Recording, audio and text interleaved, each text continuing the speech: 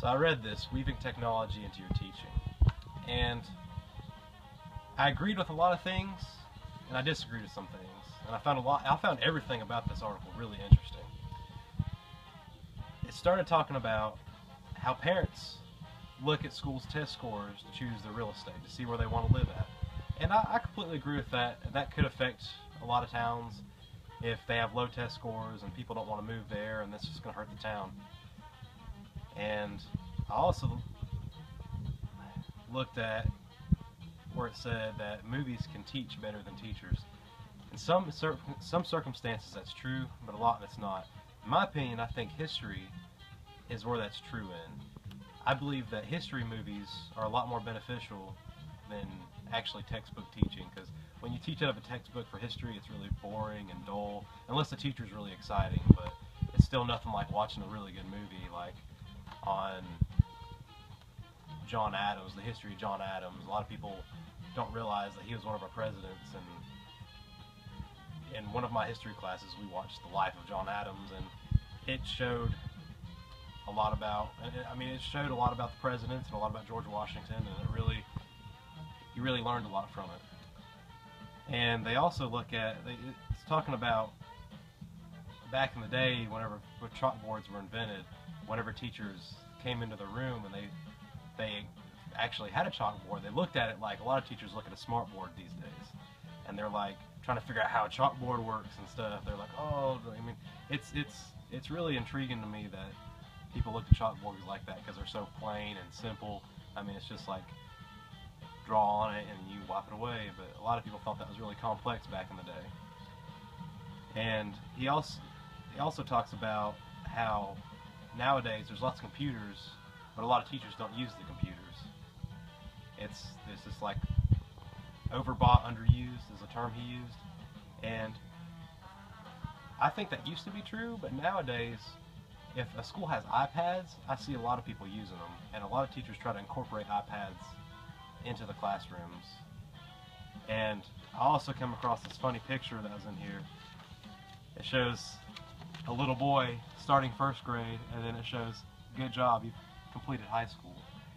And the whole concept of computers replacing teachers is absurd to me, because I don't believe that will ever happen, because you need the human communication. You can't just sit in front of a screen all day and expect to get your degree. That's just not gonna happen. You need like somebody to sit down and explain things to you.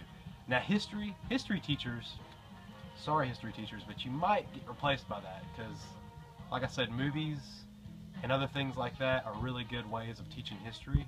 But as for math, you need human communication, and you need people to explain how math problems work, like take them through step by step. And computers can do that and show you step by step, like for the solution and everything, but it just doesn't show you. You need somebody to talk with you and kind of hold your hand through it and say, this is how we got step by step. You can't just write all the steps down the board and be like, look, but you gotta do it step by step and show them how, for math and algebra, all this stuff. So I disagree, and I agree that computers will replace teachers. I think history teachers may get replaced, but as for math teachers and science teachers, and physics teachers, that's math too, but you need to have the human communication. You need to have that. But overall, this is a really good article, or I guess it's the introduction to a book, but it's really good, and it's really entertaining and funny at times when they talk about using computers, and he had to write programs for the computer. And the first computer that they got was a $99 Timex Sinclair, and it only had a 16K RAM pack, which is really small compared to what we have now. We have gigabytes and all this other great stuff, terabytes. So technology is really advanced since he was talking about this, and I feel like technology is a good thing for classrooms, but I also feel like it needs to be controlled in classrooms too, because you figure out a lot of kids are getting on Facebook and doing other stuff like that. But technology can be helpful for like PowerPoints and presentations, but there's a happy balance between the two. I think using iPads in elementary schools and iPads in high schools is a bit much because it's kind of distracting. I think that old-fashioned teaching is what we really need, and that's what works the best in my opinion. But movies are good, but it's like occasional movies are good. So, but that's my 422 on weaving technology into your teaching.